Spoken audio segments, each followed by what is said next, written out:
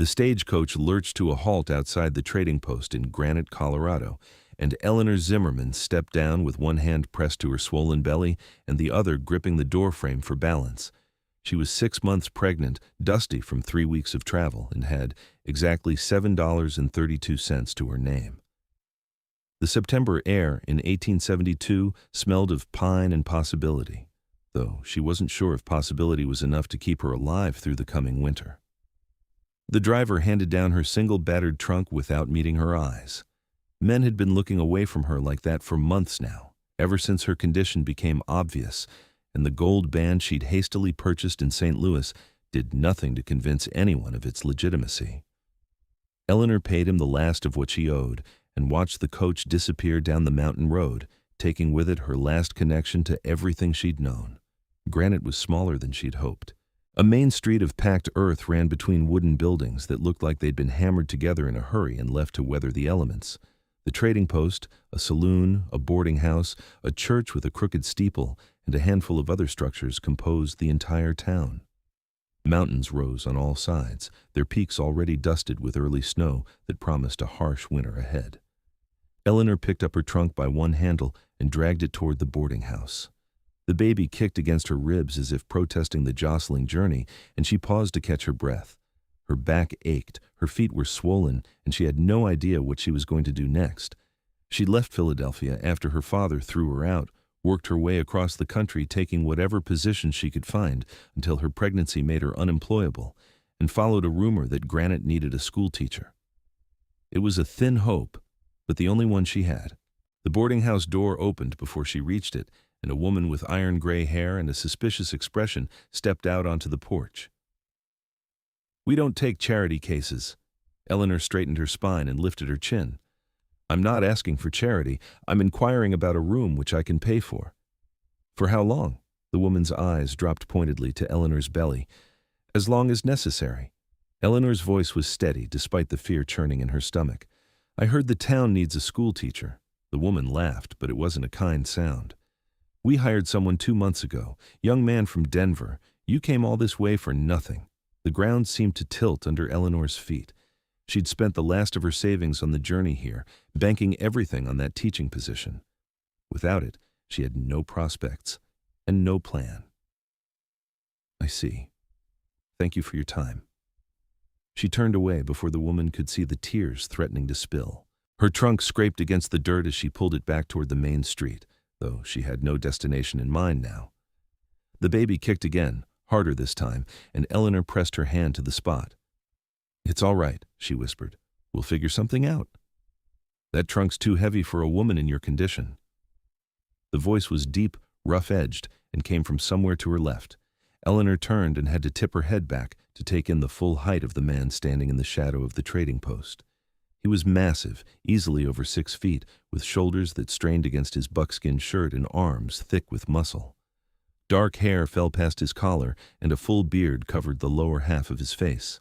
His eyes were the color of evergreens, and they studied her with an intensity that made her breath catch. "I can manage," she said, because accepting help from strange men was what had gotten her into this situation in the first place. He stepped forward into the sunlight, and Eleanor saw that he was younger than she'd initially thought, perhaps 30 at most. His skin was deeply tanned from outdoor work, his hands scarred and capable-looking. He wore buckskin trousers and moccasins, and a knife hung from his belt next to a coiled rope. Everything about him spoke of strength and self-reliance. "Didn't say you couldn't," he replied. "Said it's too heavy. Where are you headed?" "I haven't decided yet." Eleanor hated how lost she sounded, how defeated. The man studied her for a long moment, his gaze moving from her face to her belly and back again.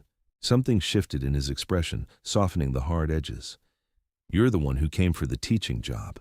It wasn't a question, but Eleanor nodded anyway. "News travels fast in small towns." "Martha Hendricks talks fast, too." He jerked his chin toward the boarding house. "She told everyone at the trading post yesterday that some woman was coming who'd probably bring trouble with her.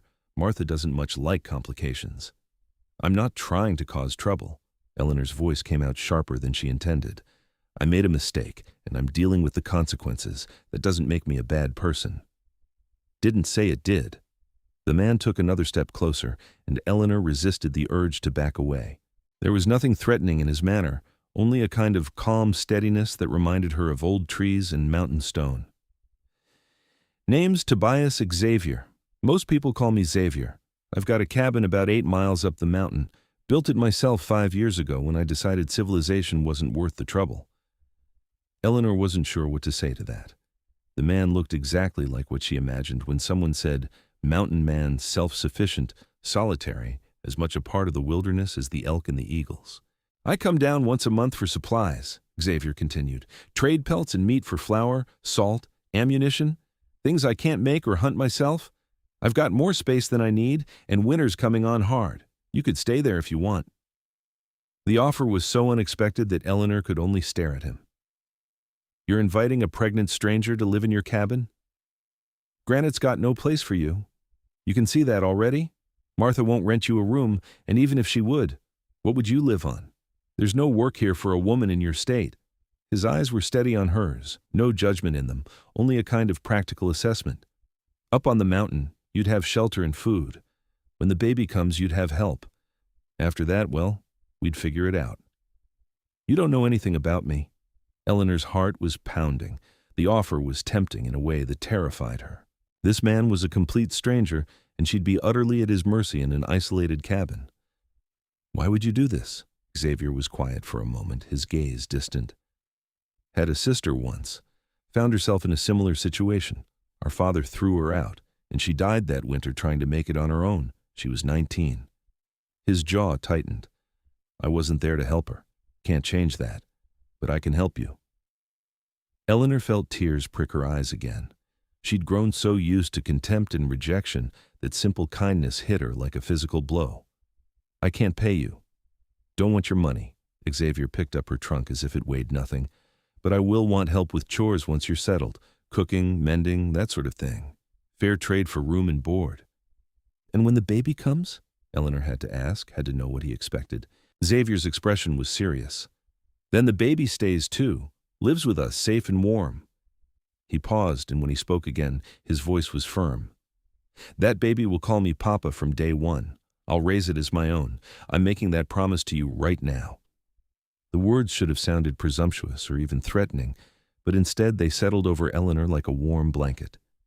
This stranger was offering her child a father, a home, a future. It was more than she'd dared to hope for. Why? She whispered. Why would you take on that burden? Not a burden. A choice. Xavier shifted the trunk to one massive shoulder. I've been alone on that mountain for 5 years, built a good life, but it's a solitary one. Maybe it's time for that to change, and maybe you need someone who won't judge you for being human. Eleanor looked back at the boarding house, at the town that had already rejected her, at the mountains rising behind it all. She thought about the winter coming, about giving birth alone and frightened, about trying to raise a child with nothing and no one. Then she looked at Xavier, at his steady eyes and patient expression, and made her decision. All right, she said. I'll come with you. Something that might have been relief crossed Xavier's face. Good. We'll get some supplies from the trading post, then head up. We can make it before dark if we leave soon. The trading post was dim and smelled of leather and tobacco. The man behind the counter, thin and balding, watched with undisguised curiosity as Xavier moved through the store selecting items. Coffee, sugar, cornmeal, dried beans, a bolt of sturdy cotton fabric. He piled everything on the counter and added a jar of honey at the last minute. This the woman Martha was talking about? The shopkeeper asked. This is Eleanor, Xavier said, not answering the implied question. She'll be staying at my place. The shopkeeper's eyebrows climbed toward his hairline. That so? Folks will talk, Xavier. Folks always talk. Doesn't change anything. Xavier pulled out a leather pouch and counted out coins. We'll need this delivered up to the cabin. Can your boy bring it tomorrow? Sure. The shopkeeper was still staring at Eleanor. No offense, madam, but are you sure about this?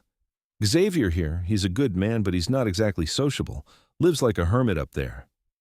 I'm sure, Eleanor said, though she wasn't, not really. But she was out of options, and Xavier's offer was the only lifeline she had. They left the trading post with Xavier carrying a smaller bundle of immediate necessities and Eleanor walking beside him, trying not to think too hard about what she'd just agreed to. A horse was tied outside, a sturdy bay gelding with intelligent eyes. Xavier secured the bundle behind the saddle and turned to Eleanor. "You can ride, I'll walk." "I can walk too," Eleanor protested. "Not 8 miles uphill in your condition." Xavier's tone left no room for argument. He helped her into the saddle with surprising gentleness for such a large man, his hands steadying her until she found her balance. "Just hold on. Buck's steady and he knows the way." They left Granite behind, following a narrow trail that wound up through stands of pine and aspen. The afternoon sun slanted through the trees, painting everything gold and green. Eleanor's initial fear began to ease as they climbed higher. Xavier walked ahead with long, easy strides, occasionally pointing out landmarks or warning her about a rough patch in the trail. He moved through the wilderness like he was part of it, every step confident and sure. "How much farther?" Eleanor asked after what felt like hours. "Another mile. You doing all right?" "Yes." Her back ached, and she needed to relieve herself desperately, but she wasn't about to complain. Xavier had already done more for her than anyone had in months. The cabin appeared suddenly, nestled in a clearing surrounded by towering pines. It was larger than Eleanor had expected, built from thick logs chinked with moss and mud. A stone chimney rose from one end, and a covered porch ran along the front. Wood piles stacked neatly against the walls, and a small barn stood to one side. The setting was beautiful, peaceful in a way that made Eleanor's throat tight. Xavier helped her down from the horse. "Welcome home." Home. The word was almost painful. Eleanor followed him onto the porch and through a heavy wooden door into the cabin's interior. It was a single large room with a sleeping loft above. A stone fireplace dominated one wall, and windows on either side let in the late afternoon light. The furniture was rough but well-made: a table and chairs, a rocking chair near the fireplace, shelves holding dishes and supplies. Furs covered the floor, and more hung on the walls. Everything was surprisingly clean and orderly. "Loft is where I sleep," Xavier said, setting down the bundle. "You can have the main room. I'll build a proper bed frame tomorrow. For tonight, I've got extra furs and blankets." Eleanor looked around, taking it all in. It was rustic and remote, nothing like the comfortable house she'd grown up in back in Philadelphia. But it was warm and solid and safe, and that was more than she'd had in a very long time. "It's wonderful," she said honestly. Xavier looked pleased. "I'll show you around, then get a fire going. You must be hungry." He was patient as he showed her where everything was kept, explaining his systems for storing food and water, pointing out the root cellar built into the hillside behind the cabin and the spring that provided fresh water year-round. There was an outhouse discreetly located a short walk into the trees, and a smokehouse for preserving meat. Xavier had clearly put a great deal of thought and work into making the place self-sufficient. By the time they returned to the cabin, the sun was setting and the temperature was dropping. Xavier built up the fire with practiced efficiency, while Eleanor sank into the rocking chair, exhausted from the journey. She watched him move around the cabin, preparing a simple meal of cornbread and venison stew that had been simmering in a pot hung over the fire. "You made this before you left?" she asked. "This morning. Figured it would be ready by the time we got back." He ladled stew into 2 wooden bowls and handed her one along with a chunk of cornbread. "It's not fancy." Eleanor took a bite and nearly moaned. After weeks of travel rations and skipped meals, the hot, hearty stew tasted like the finest restaurant fare. "It's delicious." They ate in silence for a while, the only sounds the crackling of the fire and the occasional pop of sap in the logs. Eleanor studied Xavier when she thought he wasn't looking.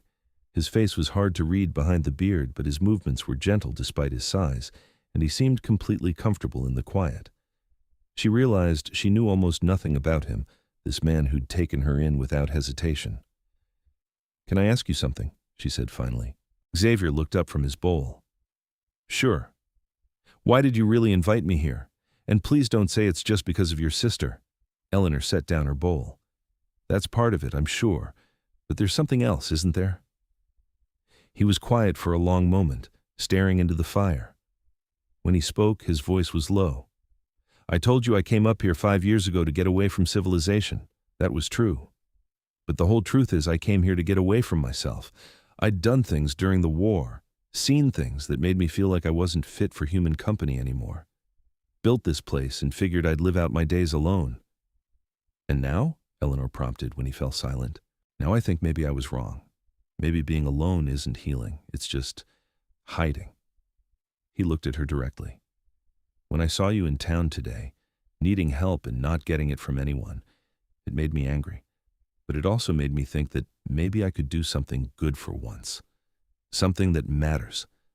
Taking care of you and your baby. That matters. Eleanor felt warmth spread through her chest that had nothing to do with the fire or the food. You're a good man, Tobias Xavier. Xavier, he corrected. And I'm trying to be. Eleanor, she offered, or Ellie if you prefer. Eleanor, he said, testing the name. It suits you.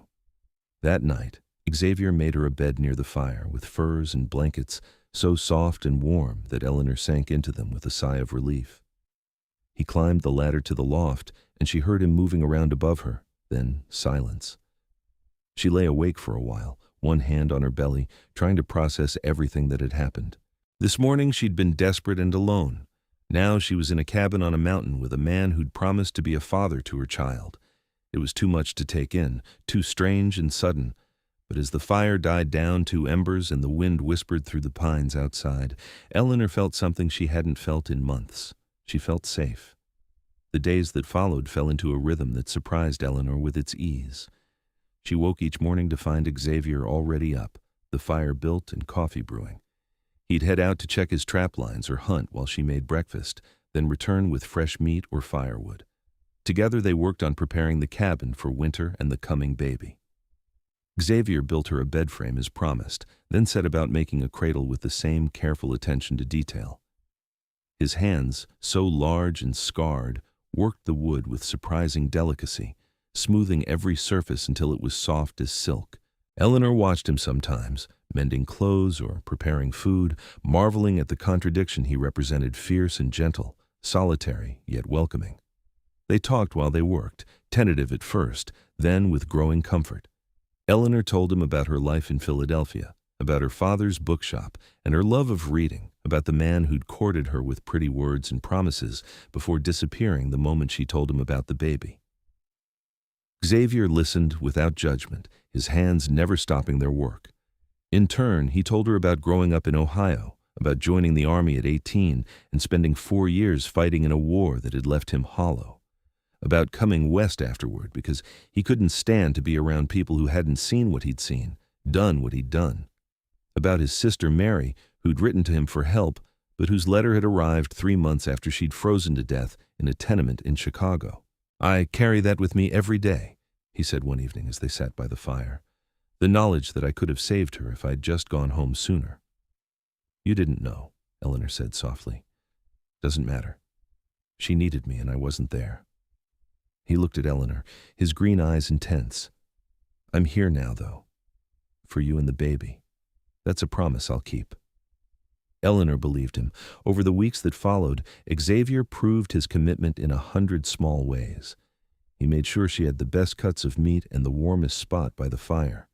He helped her up when she struggled with her increasing weight, his hands steady and sure. He asked the trading post boy to bring books when he delivered supplies, knowing how much Eleanor missed reading. "How did you know?" she asked, delighted by the 3 worn volumes the boy presented. "You mentioned your father's bookshop," Xavier said. "Figured you'd want something to read during the long winter." It was such a thoughtful gesture that Eleanor felt tears sting her eyes. She'd grown accustomed to crying easily these days, her emotions close to the surface. Xavier noticed and looked alarmed. "Did I do something wrong?" "No, you did something exactly right." Eleanor wiped her eyes and smiled at him. "Thank you, Xavier. Truly." He looked embarrassed but pleased, a flush darkening his tanned cheeks above his beard. Eleanor found herself noticing things about him more and more often, the way his hair curled slightly at the ends, the small scar above his left eyebrow, how his entire face changed when he smiled, which he was doing more and more frequently. One October morning, Eleanor woke to find snow falling softly outside the windows. She stood at the door, wrapped in a blanket, watching the world transform into white silence. Xavier came up behind her, his presence warm and solid. "First snow," he said. "It'll melt off in a day or two, but it's a warning. Real winter's coming." "Are we ready?" Eleanor asked.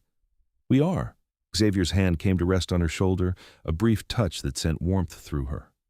You don't need to worry. I'll take care of everything. She turned to look at him, struck by how much things had changed in the 6 weeks since they'd met. This man had become her whole world, and the realization didn't frighten her the way it might have once. You already are, she said quietly. Something shifted in Xavier's expression, his eyes searching hers. For a moment, Eleanor thought he might say something, but then the baby kicked hard enough to make her gasp and press her hand to her side. Xavier's attention immediately shifted to concern. You all right? Just the baby reminding me it's there. Eleanor took his hand without thinking and placed it on her belly where the baby was moving. Feel that? Xavier's eyes widened as the baby kicked against his palm. Wonder washed over his face, softening all the hard edges. That's incredible, he breathed. So strong already. Takes after Papa, Eleanor said without thinking, then froze as she realized what she'd said. Xavier's hand was still on her belly, his eyes locked with hers. Eleanor, he started, then stopped, seeming to struggle with words. I meant what I said back in Granite, about the baby calling me Papa, about raising it as my own. But I need you to know that I don't expect anything from you in return. You don't owe me anything just because I'm helping you. I know that. Eleanor kept her hand over his, holding it in place. But what if I want to give you something anyway? What if I want this baby to be yours in truth, not just in name? What are you saying? Xavier's voice was rough. Eleanor took a breath, gathering her courage. Over the past weeks, something had grown between them, fragile but real. She'd been afraid to acknowledge it, afraid to hope for anything beyond basic survival. But standing here with the first snow falling and Xavier's hand on her belly and her baby moving beneath their joined hands, she couldn't hold back anymore. I'm saying that I'm falling in love with you, she said simply. I'm saying that when I think about the future now, you're in it. Not just as someone providing shelter, but as someone I want to build a life with. If you want that too. Xavier was very still. Then, slowly, he moved his other hand to cup her face, his thumb brushing her cheek with infinite gentleness. I fell in love with you the day I met you, he said. Saw you standing there, so brave and proud even though your whole world had fallen apart, and something in my chest just knew. You were what I'd been waiting for all those lonely years. You and this baby, you're my second chance at having a family, at being the man I always wanted to be. Eleanor's breath caught. You love me? More than I thought I could love anything. Xavier leaned down, his forehead resting against hers. But I wanted to give you time. Didn't want you to feel pressured or obligated. I don't feel pressured. I feel grateful and lucky and so full of emotion I could burst. Eleanor tilted her face up, a question in her eyes. Xavier answered it by kissing her, soft and careful, as if she were something precious that might break. Eleanor kissed him back, pouring everything she felt into it, relief and joy and love and hope, all tangled together. The baby kicked between them as if offering approval, and they both laughed, breaking the kiss. Guess the little one agrees, Xavier said, his eyes warm.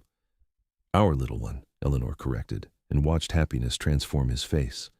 From that day forward, everything changed, and yet nothing did. They still worked together preparing for winter, still talked by the fire in the evenings, still maintained separate sleeping spaces out of respect for Eleanor's condition and propriety.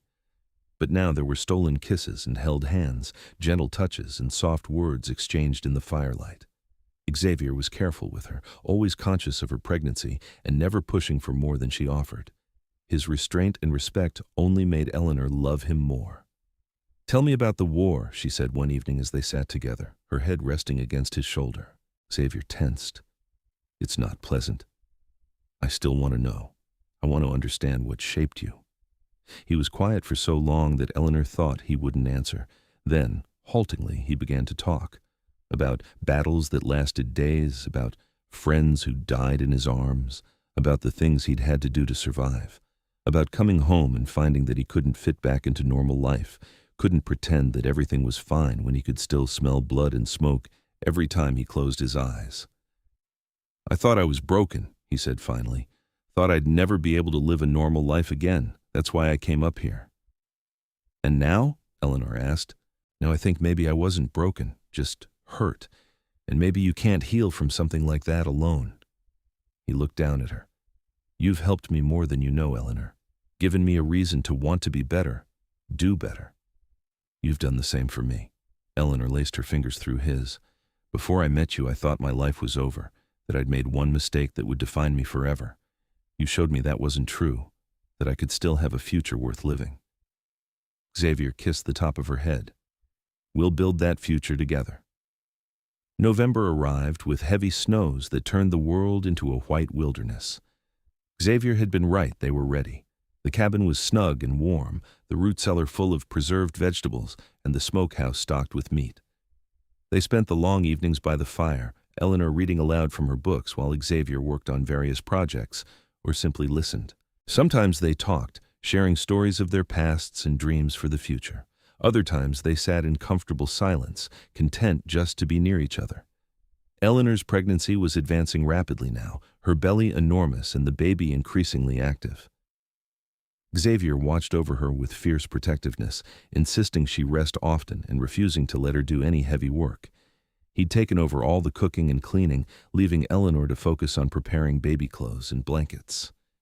You're going to spoil me, she protested one afternoon as he brought her lunch while she sat sewing. Good. You deserve to be spoiled. Xavier settled beside her, studying the tiny garment in her hands. That's beautiful work. My mother taught me to sew. It's one of the few useful skills I learned before she died. Eleanor held up the little gown, examining her stitches. I keep thinking about what she'd say if she could see me now. I'd like to think she'd be happy I found you. When did you lose her? Xavier asked gently. I was 12. Scarlet fever. Eleanor's hands stilled on the fabric. My father never recovered from it. He loved her so much that when she died, part of him died too. I think that's why he was so angry when I got pregnant.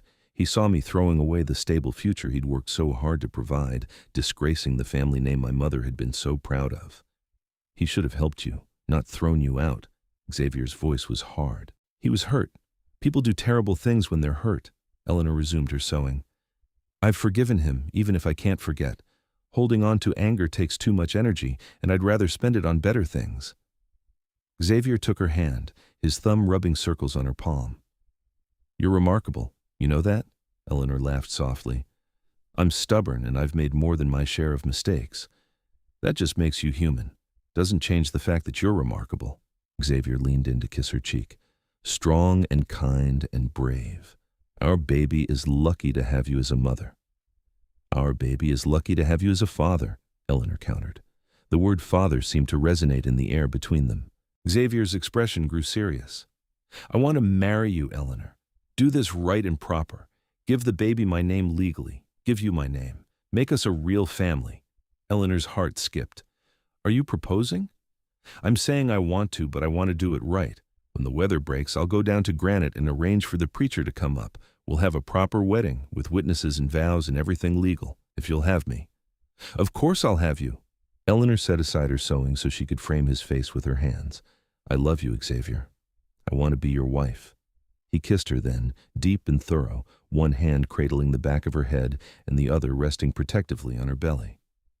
When they finally broke apart, both breathless, Eleanor saw her own happiness reflected in his eyes.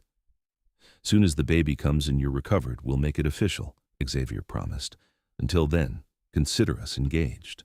Engaged, Eleanor repeated, testing the word. It felt right, felt real in a way nothing had in a very long time. December brought brutal cold and more snow. Xavier ventured out daily to check his traps and hunt, always returning before Eleanor had time to worry, though she worried anyway. The mountains in winter were unforgiving, and one wrong step could be fatal. But Xavier moved through the wilderness with the confidence of someone who belonged there, and he always came back to her. On Christmas morning, Eleanor woke to find Xavier already up, the cabin filled with the smell of fresh coffee and frying bacon. He'd brought in a small pine tree and placed it in the corner, and rough-cut wooden ornaments hung from its branches. "Merry Christmas," he said, looking almost shy. "I know it's not much, but I wanted you to have something special." Eleanor felt tears well up, moved by his thoughtfulness. "It's perfect. Thank you." She struggled to her feet, heavy and ungainly now, and Xavier hurried to help her. "I have something for you, too." She retrieved a package wrapped in cloth and handed it to him. Xavier opened it carefully to reveal a thick wool scarf she'd knitted in secret during the hours he was out hunting. The work was a bit uneven, her skills rusty, but she'd put all her love into every stitch. "Eleanor, this is wonderful." Xavier wrapped the scarf around his neck, his pleasure obvious. "I'll wear it every day." "Now you won't freeze while you're out taking care of us," she said. Xavier pulled her close as her belly would allow, and held her. "Best Christmas I've had in years, maybe ever." They spent the day quietly, eating a special dinner Xavier had prepared and exchanging stories of past holidays. Eleanor felt the baby moving constantly, as if it sensed the celebratory atmosphere. That night, as they sat by the fire, she felt the first tightening across her belly. "Xavier," she said carefully, "I think it might be time." He went pale under his tan. "Time? As in the baby?" "I think so. It's still early, but these feel different from the practice pains I've been having."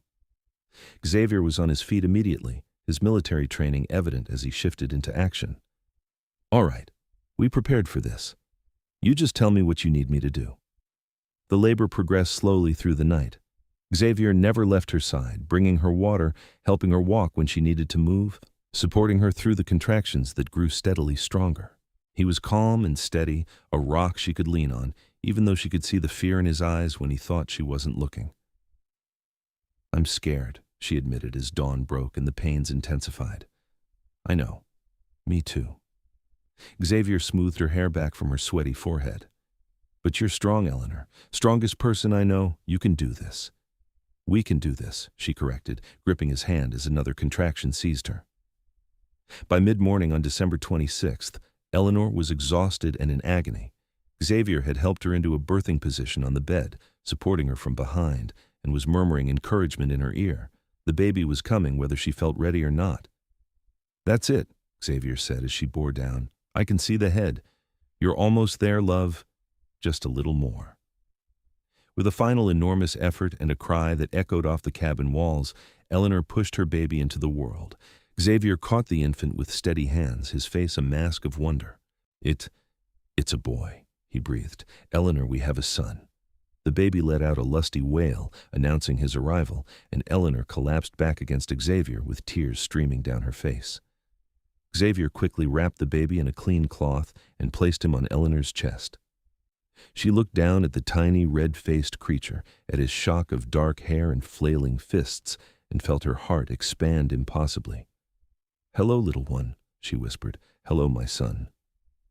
Xavier was still behind her, his arms around them both, and Eleanor felt his tears dropping onto her shoulder. She reached back to touch his face. "Are you crying?" "Yes." His voice was thick with emotion. "Can't help it. He's perfect. You're perfect. Thank you for this gift, Eleanor. Thank you for letting me be part of it." They stayed like that for a long moment, the three of them bound together in the aftermath of birth. Then Xavier carefully moved to tend to the practical necessities, cutting and tying off the cord, helping Eleanor deliver the afterbirth, cleaning both mother and baby with gentle efficiency. He worked with confidence, and Eleanor remembered he'd mentioned helping with births during the war. "You've done this before," she said. "A few times when there was no one else. Never my own child, though." Xavier wrapped the baby more securely and handed him back to Eleanor. "That makes all the difference." Eleanor cradled her son, their son, and marveled at how natural Xavier was with him. He'd meant what he said about being the baby's father from day one. There was no hesitation, no distance. He looked at this child with all the love and pride of any biological father. "We need a name," she said. Xavier sat beside her on the bed, studying the baby's face. "What were you thinking?" "Something strong. He's going to need to be strong, growing up in these mountains." Eleanor touched one tiny fist. "What about Thomas, after your father?" Xavier looked surprised, then deeply moved. My father was a good man. Died when I was 16. I'd be honored to name our son after him." "Thomas Xavier," Eleanor said, testing it out. The baby made a small snuffling sound as if in agreement. "Hello, Thomas. Welcome to the family." The weeks that followed were exhausting and wonderful in equal measure. Thomas was a healthy baby with strong lungs and an appetite to match. Eleanor had never been so tired in her life, but she'd also never been so happy. Xavier was an attentive father, taking Thomas whenever Eleanor needed rest, walking him around the cabin when he fussed, changing soiled cloths without complaint. He sang to the baby in a surprisingly sweet voice, old army ballads with the violent words changed to something more appropriate. "You're a natural," Eleanor said one evening, watching Xavier rock Thomas by the fire. "Just doing what feels right." Xavier looked down at the baby in his arms. "He's ours, Eleanor. I love him like he came from my own blood." Eleanor's heart swelled. She'd been afraid at first that Xavier might feel differently once the baby arrived, that the reality of raising another man's child might be too much. But if anything, his devotion had only deepened. He was exactly the father she'd hoped for, exactly the man she'd needed. As winter deepened, their little family settled into routines. Eleanor recovered her strength, Thomas grew and thrived, and Xavier continued to provide for them with tireless dedication. The cabin that had once housed a lonely man now rang with baby cries and laughter, with conversations and singing. Eleanor had never imagined she could be this content. In late January, during a brief break in the weather, Xavier made the journey down to Granite. He returned 2 days later with supplies and news. Spoke to the preacher. He'll come up in March when the trails are passable. Said he'd be happy to perform the ceremony. Xavier pulled off his coat, and Eleanor saw he was wearing the scarf she'd made him. Also spoke to the magistrate about adoption papers. "We can make it legal, make Thomas officially mine in the eyes of the law." Eleanor felt tears prick her eyes. "You really thought of everything. Want to do this right. Want there to be no question that he's my son, that you're my wife, that we're a family." Xavier came to her and took her hands. "Is that what you want too?" "More than anything." Eleanor stood on her toes to kiss him. "I love you, Xavier. Thank you for giving us this life. Thank you for sharing it with me." Xavier glanced at the cradle where Thomas was sleeping peacefully. "Never thought I'd have this. A family, a home, someone to love. You gave me all of that." March arrived with warming temperatures and melting snow. The preacher came as promised, a round man named Reverend Hutchins, who huffed and puffed his way up the mountain trail. Xavier had invited the trading post owner and his wife as witnesses, and they arrived shortly after. The ceremony was simple, held in front of the fireplace with baby Thomas sleeping in his cradle nearby. Eleanor wore a dress she'd made from the fabric Xavier had bought months ago, simple but clean and pretty. Xavier had trimmed his beard and wore his best shirt.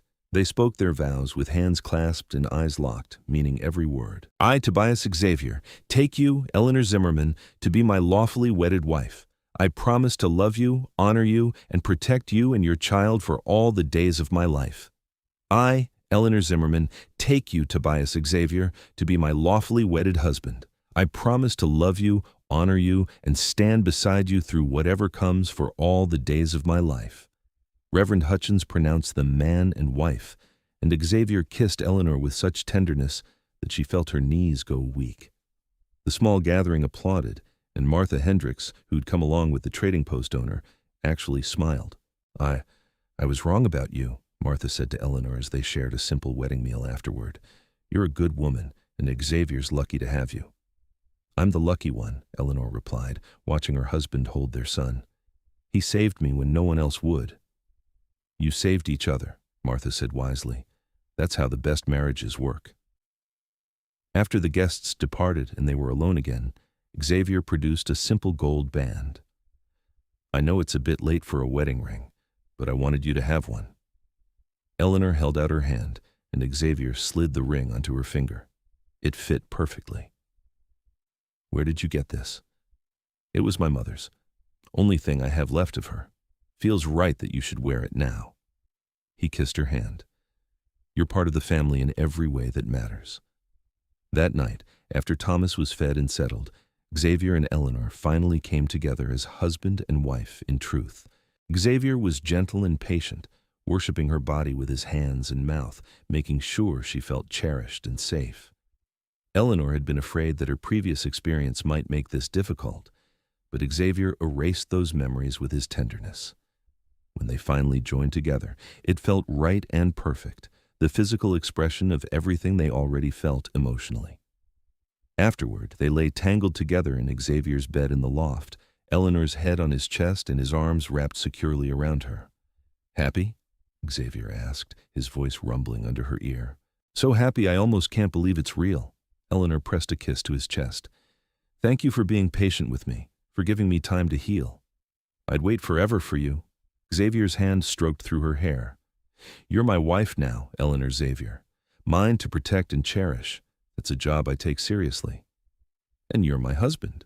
Mine to love and honor. Eleanor tilted her face up to kiss him. We're a family now. A real family. As if on cue, Thomas began to fuss from his cradle below. Xavier chuckled and helped Eleanor back into her nightgown. Duty calls, Mama. Eleanor climbed down to tend to their son while Xavier followed. They settled together in the rocking chair, Eleanor nursing Thomas while Xavier sat nearby, watching them with such love in his eyes that Eleanor felt it like a physical warmth. Do you want more children? She asked suddenly. Xavier looked startled, then thoughtful. Do you? I think I might. Someday when Thomas is older. It seems a shame to have all this love and not share it. Eleanor adjusted the baby in her arms. But only if you want to. I'd love nothing more than to have a house full of children with you. Xavier reached over to stroke Thomas's head with one gentle finger. As many as you're willing to give me. This is everything I ever wanted, Eleanor. You, Thomas, a family of my own. Adding to it would just make me happier. The years that followed were full and rich. Thomas grew from baby to toddler to boy, strong and curious and clever. He called Xavier Papa from the moment he could talk, and there was never any question about who his father was. Xavier taught him to track and hunt, to respect the wilderness, to be strong but gentle. Eleanor taught him to read and write, to think critically, to be kind. When Thomas was 3, Eleanor gave birth to a daughter they named Sarah. She had her mother's dark hair and her father's green eyes, and Xavier was completely besotted with her from the first moment. 2 years after that came another son, James, who proved to be the most adventurous of the 3 children and kept his parents constantly on their toes. The cabin grew to accommodate the expanding family. Xavier built on 2 additional rooms and a larger loft, creating more space for the children, the clearing around the cabin filled with sounds of laughter and play, of lessons being taught and stories being told. Life was hard, sometimes winters were brutal, and supplies could run short, but they faced everything together and never wavered in their commitment to each other. Thomas grew especially close to his father, following Xavier everywhere and absorbing everything he taught. On his 10th birthday, as they sat together by the fire, he asked the question Eleanor had always known would come. Papa, why don't I look like you or my siblings? Eleanor and Xavier had discussed this moment many times, preparing for it. Xavier put down the knife he'd been sharpening and looked at his eldest son seriously. Because your mother and I didn't make you together, son. You were made by someone else, someone who wasn't ready to be a father. But from the moment I met your mother, when she was carrying you, I knew you were meant to be mine. I promised her that day that you'd call me Papa, that I'd raise you as my own. That's exactly what I've done, and I've never regretted it for a second. Thomas processed this information, his young face serious. So you chose to be my father? Yes, Xavier said firmly. I chose you, Thomas, and I'd make that same choice again every single day. Thomas thought about this, then nodded. I'm glad you chose me, Papa. You're the best father anyone could have. Xavier pulled his son into a tight embrace, and Eleanor saw tears in her husband's eyes. She came to join them, wrapping her arms around both of them, and soon Sarah and James joined in until they were all in one big family embrace. We're all chosen, Eleanor said softly. We chose each other, and we chose this life, and it's the best decision any of us ever made. The children grew and thrived. Thomas eventually married a girl from town and built his own cabin nearby, bringing his parents their first grandchildren. Sarah became a teacher, establishing a school in Granite and making sure mountain children had access to education. James became a guide, leading hunting and hiking parties through the wilderness and earning a reputation for his skill and knowledge. Through it all, Eleanor and Xavier remained the center of their family. Their love never faded, but instead deepened with the years, weathering hardships and celebrating joys together. They grew old side by side, their hair turning silver and their bodies moving more slowly, but the bond between them remained as strong as ever. On their 30th anniversary, their children and grandchildren gathered at the cabin for a celebration. Eleanor and Xavier stood on the porch, watching their family fill the clearing, and marveled at everything they'd built together. "Do you ever regret it?" Eleanor asked quietly. "Taking in a pregnant stranger? Taking on responsibilities that weren't yours?" Xavier turned to her, his green eyes still sharp despite his age. "Not for 1 second. You and Thomas were the making of me, Eleanor.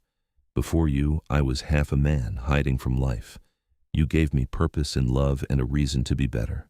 You gave me everything that matters." Eleanor leaned into his side, fitting against him as perfectly as she had 30 years ago. "You saved me, Xavier. Saved both of us. I don't know where we'd be without you, but I know we wouldn't be here, surrounded by all this love and life." "We saved each other," Xavier said, echoing Martha Hendricks's words from long ago. "That's what people who love each other do." Thomas approached the porch, his own children in tow, and smiled at his parents. "Come on, you two. Mama made your favorite cake and the grandkids are getting impatient." Eleanor and Xavier joined their family, moving through the crowd of children and grandchildren, all of them connected by bonds of love stronger than blood. As the sun set over the mountains and the celebration continued, Eleanor thought about that desperate day so long ago when she'd stepped off a stagecoach with nothing but hope and fear. She thought about the mountain man who'd looked at her with kind eyes and offered her a future she couldn't have imagined. She thought about the promise he'd made, that her baby would call him Papa from day one, and how he'd kept that promise, and so many more besides. And she thought about how sometimes salvation comes from the most unexpected places, in the form of a solitary man with a big heart and gentle hands. Xavier had given her and Thomas a home, a family, a life worth living. In return, she'd given him the same. They'd built something beautiful together out of desperation and kindness, and it had lasted a lifetime. As darkness fell and the stars emerged overhead, Eleanor stood with Xavier's arm around her waist and looked at everything they'd created. 3 strong children who'd become remarkable adults, 7 grandchildren who were already showing signs of inheriting their grandfather's strength and their grandmother's intelligence, and a love that had sustained them through 3 decades of mountain life. "Thank you," she whispered to Xavier, though she'd said it 1,000 times before.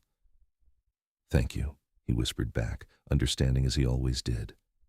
Their family gathered around them, Thomas raising a toast to his parents and their enduring love. Eleanor looked at her firstborn son, the baby she'd carried in fear and born in hope, and saw the man Xavier had helped him become. Strong and kind, a devoted husband and father, someone who knew without doubt that he was loved and valued. Xavier had given him that, had given all of them that. The celebration continued late into the night, filled with laughter and stories, with music and dancing, with all the joy that comes from family. But eventually, the gathering dispersed, the children and grandchildren returning to their own homes, leaving Eleanor and Xavier alone in the cabin where their story had begun. They sat together by the fire, as they had countless nights before, Eleanor in her rocking chair and Xavier nearby. The cabin was quiet now, but it was a comfortable quiet, full of memories and love. "Quite a journey we've had," Xavier said, taking Eleanor's hand. "The best journey," she agreed, "from strangers to spouses, from 2 lost souls to the heads of this enormous family. I wouldn't change a single thing." "Not even the hard parts?" Xavier asked. Eleanor thought about the brutal winters, the times money was tight, the illnesses and accidents and worries that had marked their years. "Not even those. The hard parts made us stronger. They taught us what we were capable of, what we meant to each other. Without them, we wouldn't appreciate the good parts as much." Xavier nodded, staring into the fire. "I keep thinking about that day in Granite. If I'd stayed home that day, if I'd been too wrapped up in my own solitude to care about a stranger's trouble, where would we be now?" "Apart and alone," Eleanor said simply. "You reached out when no one else would.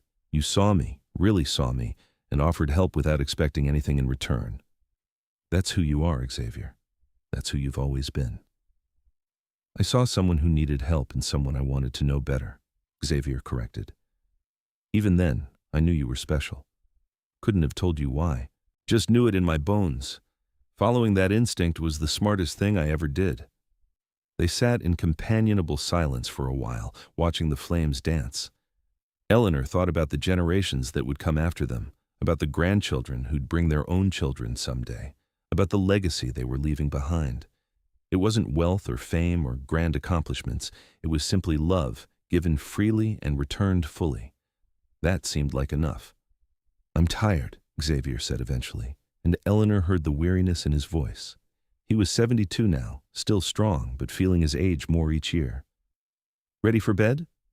"Always," Eleanor said, letting him help her up. Her joints protested the movement, arthritis making itself known, but Xavier's steady hand kept her stable. They climbed the stairs to the loft together, moving slowly, but together. Xavier helped Eleanor change into her nightgown, his hands still gentle despite their age-worn roughness. They settled into bed, Eleanor curling into Xavier's side as she had for 30 years, his arm coming around to hold her close. "I love you," she whispered into the darkness. "I love you," Xavier replied, his lips brushing her forehead. "Today, tomorrow, and always. You're my heart, Eleanor Xavier, the best thing that ever happened to me." Eleanor felt tears sting her eyes, moved by the depth of emotion in his voice, even after all these years. Their love hadn't dimmed with time, but had instead transformed into something even more precious, a deep understanding, a complete acceptance, a partnership that had weathered every storm. She thought about the pregnant woman who'd arrived in Granite 30 years ago, desperate and alone and terrified. She thought about the mountain man who'd seen past her circumstances to the person underneath. And she thought about the family they'd built together, the life they'd created from nothing but hope and determination and love. It was a good life, she reflected as sleep began to claim her. A hard life sometimes, but always a worthwhile one. They'd raised good children, built a strong family, and loved each other through it all. What more could anyone ask for? As she drifted off to sleep in her husband's arms, Eleanor Xavier felt nothing but gratitude. Gratitude for the second chance she'd been given, for the man who'd offered it, for the children they'd raised and the grandchildren who carried on their legacy. She'd arrived 6 months pregnant with nowhere to go, and Xavier had given her everything: a home, a family, a future, and most of all, his heart. The mountain winds whispered around the cabin, carrying with them the promise of seasons yet to come, of winters to weather and springs to celebrate. But inside, all was warm and peaceful, two souls entwined after a lifetime of love. They'd kept every promise they'd made to each other, built every dream they'd shared, and created something beautiful that would outlast them both. And in the morning, they'd wake together to face another day, as they had every day for 30 years. Together, always together, two halves of one whole, a love story written in the mountains and etched into their hearts forever. The years continued to pass, marked by the changing of seasons and the milestones of their growing family. Xavier and Eleanor aged gracefully, their bodies slowing but their minds remaining sharp and their love unwavering. They spent their days working in the garden Eleanor had cultivated over the decades, receiving visits from children and grandchildren and simply enjoying each other's company. Thomas proved to be everything Xavier had hoped for in a son. He became a leader in their mountain community, respected for his wisdom and integrity. He often brought his own children to visit, and Xavier would take them into the woods to teach them the same lessons he'd taught Thomas. Watching his son pass on those teachings to another generation filled Xavier with profound satisfaction. Sarah established herself as a force for good in Granite, her school growing to serve dozens of children from the surrounding areas. She married a kind man who supported her work, and together they raised 4 children who all inherited their mother's love of learning. Eleanor was especially proud of her daughter, seeing in Sarah the woman she herself might have become if circumstances had been different. James, true to his adventurous nature, traveled extensively throughout the Western Territories.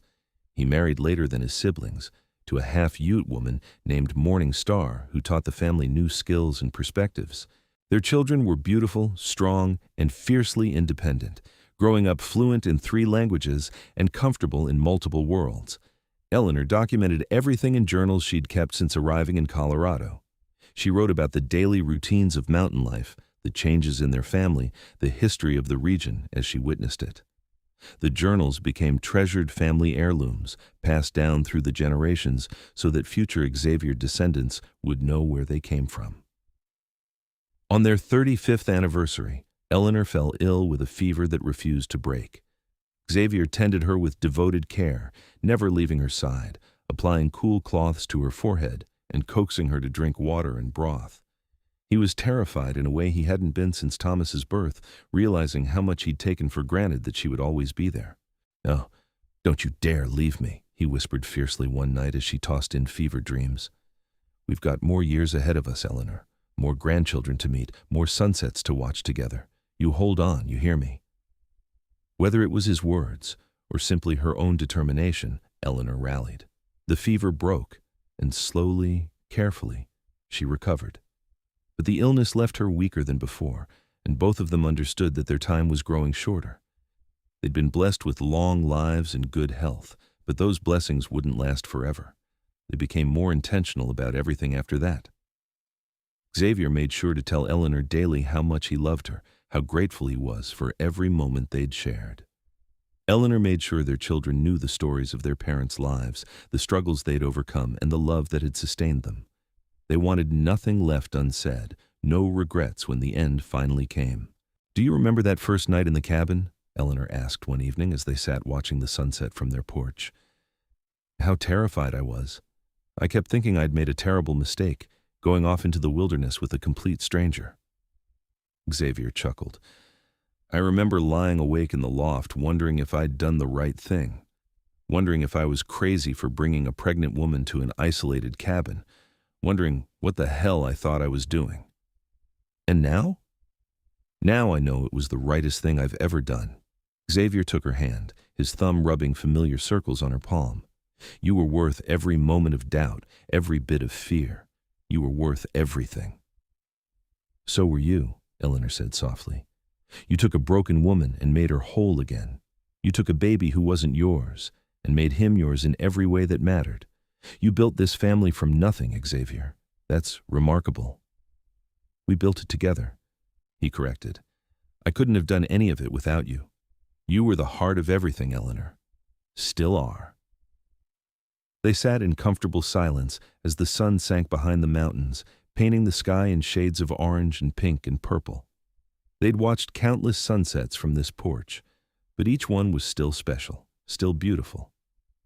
Eleanor leaned her head on Xavier's shoulder, feeling the solid strength of him, and thought about how lucky she'd been.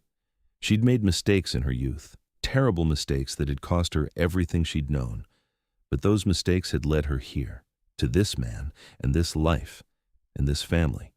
She couldn't bring herself to regret them when they'd resulted in so much happiness. Perhaps that was the secret. Nothing was truly a mistake if you learn from it and let it shape you into someone better. "I want you to promise me something," Eleanor said quietly. "Anything. When I'm gone, I want you to keep living, really living, not just existing. Keep seeing the children and the grandchildren. Keep taking joy in the mountains and the seasons. Keep being the man I fell in love with." She squeezed his hand. "Don't let grief turn you back into that lonely hermit you were before we met." Xavier was quiet for a long moment. When he spoke, his voice was thick with emotion. "That's a hard promise to make. Don't know how I'd go on without you. The same way I'd go on without you, by remembering what we had and being grateful for it, by living fully in honor of the one we lost." Eleanor turned to look at him. "We've had 35 beautiful years together, Xavier. If I died tomorrow, I'd die happy and fulfilled. But I want you to keep finding reasons to be happy after I'm gone. Promise me." "I promise," Xavier said finally. "Though I'm planning on you outliving me by a good 20 years. Eleanor laughed, the sound light and free. "We'll see what fate has in store. For now, we have this moment, this sunset, this life. That's enough." They remained on the porch until the stars emerged overhead, close together as always, neither wanting to break the spell of the evening. When they finally went inside, they moved through their nighttime routine with practiced ease, each anticipating the other's needs without words. 35 years of marriage had given them that gift, the ability to communicate in silence, to know without asking, to be two parts of one whole. That night, as they lay in bed, Xavier held Eleanor close and counted his blessings. A wife he adored, children who made him proud, grandchildren who brought him joy, and a life full of meaning. He'd started with nothing but pain and solitude, and Eleanor had transformed it all into something beautiful. She'd saved him in ways she'd never fully understand, and he'd spent every day since trying to be worthy of that salvation. "Thank you," he whispered into her hair. "For what?" Eleanor murmured, half asleep. "For everything. For trusting me when you had no reason to, for loving me despite my flaws, for giving me a family and a purpose and a reason to live, for being the best thing that ever happened to me." Xavier pressed a kiss to her forehead. "Thank you for choosing to stay all those years ago." Eleanor shifted so she could look at him in the moonlight filtering through the window. "You chose me first. You reached out when everyone else turned away. That made all the difference, Xavier. You showed me that I was worth saving, worth loving. I could never thank you enough for that gift." They kissed then, soft and sweet, a reaffirmation of everything they meant to each other. When they finally settled back into sleep positions, wrapped in each other's arms, both wore peaceful smiles. The years that followed were gentle ones. Xavier and Eleanor slowed down considerably, spending more time in the cabin and less time on strenuous activities. Their children took over more of the physical work, making sure their parents had everything they needed. The cabin was rarely empty, with grandchildren constantly visiting and great-grandchildren beginning to arrive. Xavier lived to see his 80th birthday, a remarkable achievement for a man who'd lived such a hard life. Eleanor, 5 years younger, fussed over him and made sure he didn't overexert himself. He'd grown white-haired and more stooped, but his green eyes were still sharp and his hands were still gentle. He spent his days carving toys for his great-grandchildren, telling stories to anyone who would listen, and cherishing every moment with Eleanor. 80 years, he said on his birthday as the family gathered to celebrate. "Never thought I'd see this day. Definitely never thought I'd see it surrounded by all of you." Thomas, now 50 with children and grandchildren of his own, raised a glass. "To Papa, the best father anyone could ask for, the man who taught me everything important and the reason this family exists. We love you." The gathering echoed the toast, and Xavier felt tears prick his eyes. He looked around at the faces assembled, his children, his grandchildren, his great-grandchildren, and felt overwhelmed by the richness of his life. All of this had started with one decision, one moment of compassion in a dusty Colorado town. Everything good in his life had flowed from that moment. Eleanor caught his eye from across the room and smiled at him, her face lined with age but still beautiful to him. She mouthed the words, "I love you," and he mouthed them back. 50 years since they'd met, 45 years of marriage, and his love for her had only grown deeper with time. That night, after everyone had left and they were alone again, Xavier and Eleanor sat by the fire as they had thousands of times before. Xavier's bones ached and his body was tired in a way that never seemed to fade anymore, but being here with Eleanor made everything worthwhile. "How are you feeling?" Eleanor asked, always attuned to him. "Old," Xavier admitted with a slight smile. "Tired, but grateful. So incredibly grateful for everything we've had." "Me too." Eleanor reached over to take his hand. "We've been blessed, haven't we? More than we had any right to expect. More than I ever dreamed possible." Xavier brought her hand to his lips and kissed it gently. "You gave me that, Eleanor. You and Thomas all those years ago. You gave me everything." They sat in comfortable silence, watching the flames, each lost in their own memories. Eleanor thought about the terrified young woman she'd been, arriving in Granite with nothing but fear and hope. She thought about the kind mountain man who'd offered her salvation. She thought about all the years between then and now, all the moments of joy and struggle and love that had woven their lives together. "No regrets?" she asked softly. "Not a single one," Xavier replied firmly. "Every choice I made led me here, to you, to this family, to this life. How could I regret any of it?" "I feel the same way." Eleanor squeezed his hand. "Even the hard parts, the mistakes I made before we met, they all led me to you. That makes them worthwhile." Xavier turned to look at her, his weathered face soft with emotion. "I love you, Eleanor Xavier. Have since the day I met you, will until the day I die and beyond.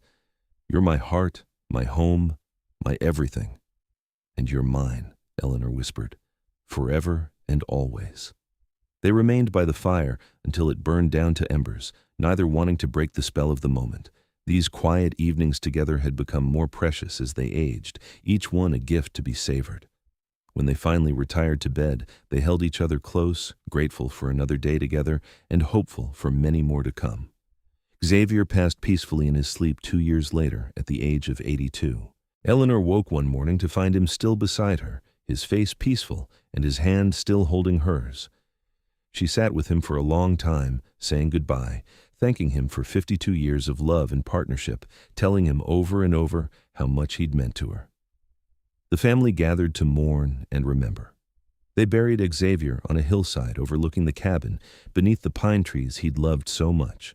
Thomas carved a headstone from mountain granite, inscribing it with simple words, "Tobias Xavier, beloved husband, father, and grandfather. He chose love when the world chose judgment."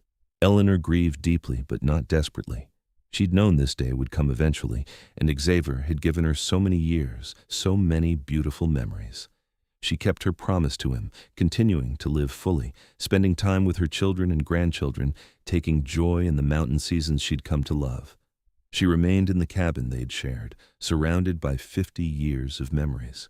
Every corner held a piece of their story: the cradle Xavier had made for Thomas, the table where they'd shared countless meals, the rocking chair where she'd nursed 3 babies and rocked dozens of grandchildren. Being there kept Xavier close, made her feel like he was still just in the other room, about to walk through the door with an armload of firewood and a smile on his face.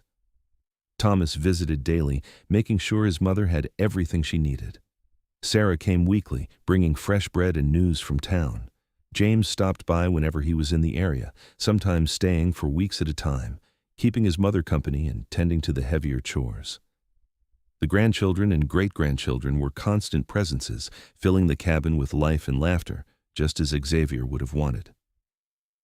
Eleanor lived for 5 more years after Xavier's death, making it to the age of 82 herself. She spent those years documenting the family history in her journals, passing on stories and wisdom to younger generations, and keeping Xavier's memory alive through the tales she told. She spoke of him often and always with love, making sure everyone knew what kind of man he'd been and how much he'd meant to the family. On a warm September afternoon, 57 years after she'd first arrived in Granite, Eleanor felt her time coming to an end. She called her children to her side and spoke to each of them, giving final words of love and advice. To Thomas, she said, "You were the first gift your father gave me, and you've been a blessing every day since. Thank you for being such a wonderful son." To Sarah, she said, "You've made such a difference in so many lives. Your father and I were so proud of you. Keep teaching, keep spreading knowledge and kindness." To James, she said, "You have your father's adventurous spirit. Live fully, love deeply, and never stop exploring. That's what he would have wanted for you." Then, with her children surrounding her and holding her hands, Eleanor Xavier closed her eyes for the last time. Her final thought was of Xavier, of the first moment she'd seen him standing in the shadow of that trading post in Granite. She'd been afraid then, desperate and alone. He'd been her salvation, offering her kindness when the world offered only judgment. Together, they'd built something beautiful. And now, finally, she was going to see him again. They buried Eleanor beside Xavier on that hillside, overlooking the cabin.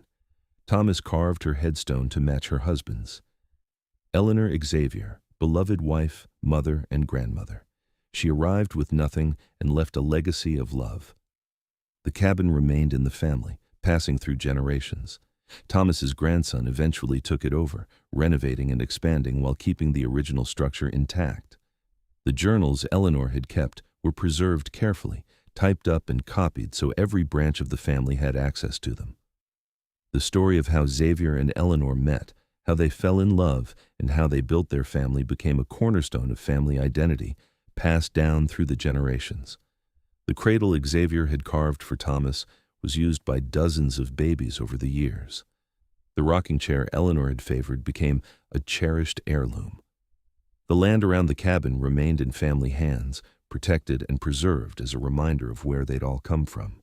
And on quiet evenings when the mountain winds whispered through the pines and the setting sun painted the sky in brilliant colors, family members would sometimes swear they could feel Xavier and Eleanor's presence still lingering. not as ghosts, but as a kind of blessing, a reminder of the love that had started it all and the courage it took to build something beautiful from broken pieces. Their story was one of second chances and redemptive love, of seeing past circumstances to the person underneath, of choosing compassion over judgment. Eleanor had arrived 6 months pregnant, desperate and alone. Xavier had looked at her and seen not a burden, but a future, not a problem, but a possibility. He'd promised that her baby would call him Papa from day one, and he'd kept that promise faithfully for 50 years. Together they'd proven that family isn't just about blood, but about choice, about commitment, about showing up every day and choosing love even when it's hard. They'd taken a chance on each other and been rewarded with a lifetime of happiness, and a family that would carry their legacy forward for generations. In the end, theirs was a love story written in the mountains of Colorado, carved as deeply into the granite peaks as their names were carved into the headstones on that hillside. It was a story of finding home in unexpected places and family in unlikely circumstances. It was a story of a mountain man who opened his heart and a woman who trusted him with hers. And it was a story that would be told and retold by their descendants for generations to come, a testament to the transformative power of love and the beauty of giving second chances. Xavier and Eleanor Xavier, together for 52 years in life and forever in the hearts of those they'd left behind. Their love had built an empire of family, created a legacy of kindness, and proved that sometimes the best endings come from the most desperate beginnings. They'd started with nothing but hope and built a dynasty of love, and in the mountains they'd called home, their story would echo eternally, a reminder that even in the hardest times, love can save us all.